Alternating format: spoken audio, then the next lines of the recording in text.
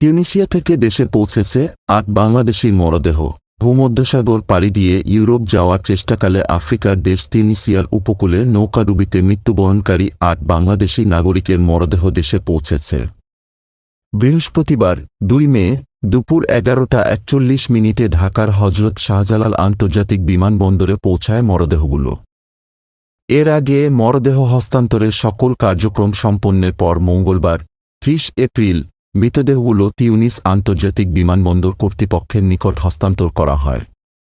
এ সময় সেখানে উপস্থিত ছিলেন তিউনিসিয়ায় নিযুক্ত বাংলাদেশের অনাবাসিক রাষ্ট্রদূত মেজর জেনারেল আবুল হাসনাত মুহাম্মদ খায়রুল বাশার ও দূতাবাসের মিনিস্টার শ্রম গাজী মো. আসাদুজ্জামান কবির।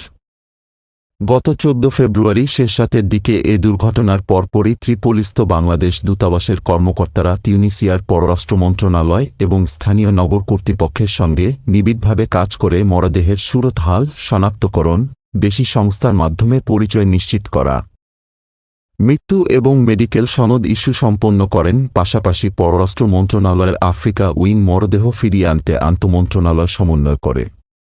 স্বরাষ্ট্র এবং আইন মন্ত্রণালয়ের সহায়তা এবং প্রবাসী কল্যাণ ও বৈদেশিক কর্মসংস্থান মন্ত্রণালয়ের বরাদ্দ থেকে প্রয়োজনীয় ব্যয়ভার মেটানো হচ্ছে। ৮ নিহতের মধ্যে সজল, নয়ন বিশ্বাস, মামুন শেখ, কাজী সজীব ও কায়সার খলিফা মাদারীপুর জেলার এবং রিফাত, রাসেল ও ইমরুল কায়েস আপন গোপালগঞ্জ জেলার অধিবাসী ছিলেন। উল্লেখ্য, ওই নৌকায় প্রায় ৫২ অভিবাসন প্রত্যাশী ছিলেন। তারা ভূমধ্যসাগর হয়ে ইউরোপে যাচ্ছিলেন। ১৫ ফেব্রুয়ারি নৌকায় অগ্নিকাণ্ডে অন্তত ৯ জন নিহত হন। নিহত অন্যজন পাকিস্তানের নাগরিক। গোলাম মোস্তফা। ডেস্ক রিপোর্ট, বিই নিউজ।